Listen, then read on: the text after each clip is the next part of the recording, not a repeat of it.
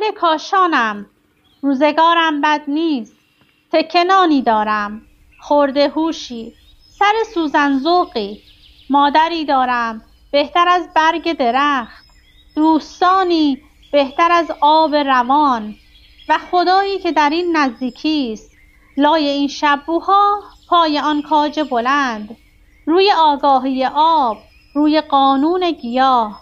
من مسلمانم، قبله‌ام یک گل سرخ، جانمازم چشمه، مهرم نور، دشت سجاده من وضو با تپش پنجره ها می گیرم.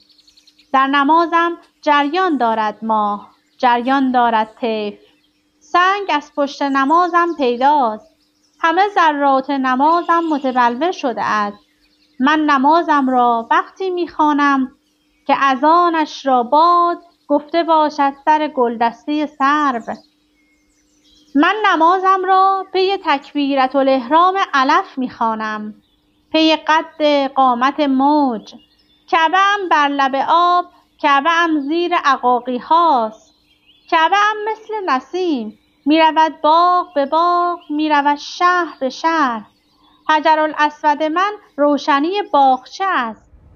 اهل کاشانم، پیشه‌ام نقاشی است، گاهی قفسی می سازم با رنگ، می فروشم به شما تا به آواز شقایق که در آن زندانی است دل تنهاییتان تازه شود.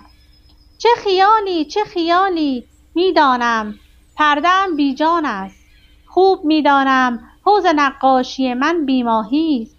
اهل کاشانم، نسیم شاید برسد به گیاهی در هند، به سفالینه‌ای از خاک سیلک. نسیم شاید به زنی فاحشه در شهر بخارا برسد.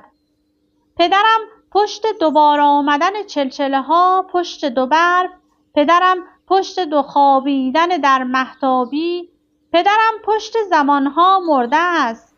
پدرم وقتی مرد آسمان آبی بود.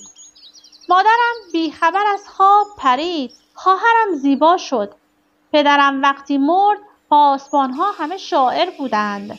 مرد بقال از من پرسید چند من خربزه می‌خواهی؟ من از او پرسیدم دل خوش سیری چند؟ پدرم نقاشی می‌کرد، تار هم می‌ساخت، تار هم می‌زد، خط خوبی هم داشت. باغ ما در طرف سایه دانایی بود. و در انتها در نبندیم به روی سخن زنده تقدیر که از پشت